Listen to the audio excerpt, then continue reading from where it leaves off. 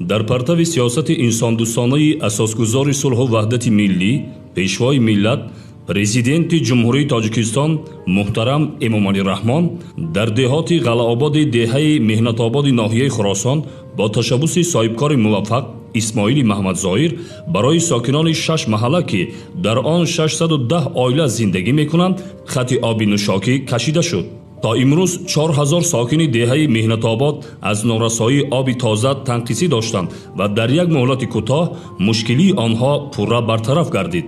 با مقصد به گردش کشاورزی وارد کردن زمین‌های بیکار خوابیده با سهم وطن‌دوستانه صاحبکار خیرخواه اسماعیلی محمدظاهر 542 گکتار نیز آبیاری گردید.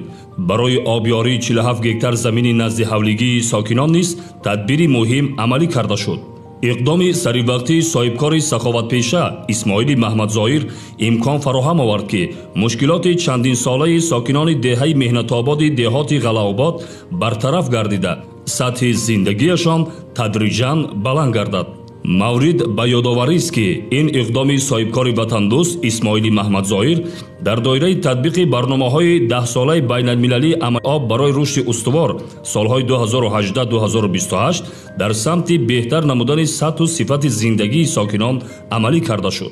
باید تذکر داد که مشکلی چندین ساله ساکنان محله مهنت‌آباد دهات غله‌زار ناحیه خراسان در سمت تأمینات آب نوشاکی با عمل جوانمردانه صاحبکار سخاوتپیشه اسماعیلی محمدظاهر حل خود را به پررگی پیدا نمود.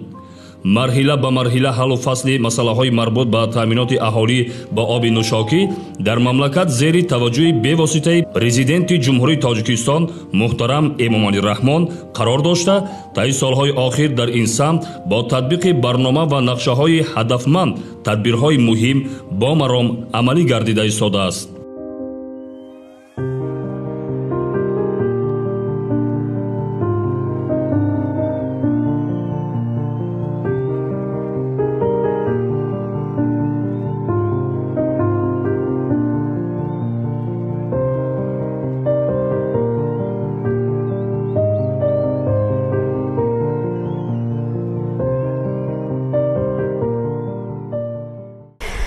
مردمی ما چندین سال بود که در آرزوی آب بودند. من از خوشبختی شاید که همین لحظه در هیجان باشم و از نام تمام باشندگان دهه هایی که در ما زندگی میکنند، از نام تمام مردم دهه منتداری بی‌نظیر خود را با یکی از صاحبکاران جوان اسماعیل محمدظاهر میرسانم. خداوند همه اسماعیل جان برکت بده. چون که اینا در همین ناحیه ما خصوصا در همین قشلاق ما اینا آب رو آورد. خب اینا آبادی میشه. خدا خواهد درخت میکارن. مثلا بگیم که من زراعت‌های پختگی ما خب دیگه چه مونه. خب بگیم که آب میمونیم.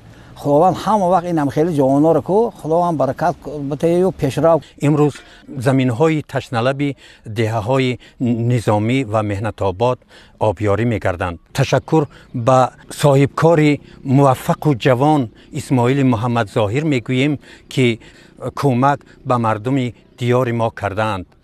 ما این مالا و حیوانات و همه چیزا انتظار آب بودن. درخت‌ها در پیش‌های خانه‌هامان همش خاک شدن.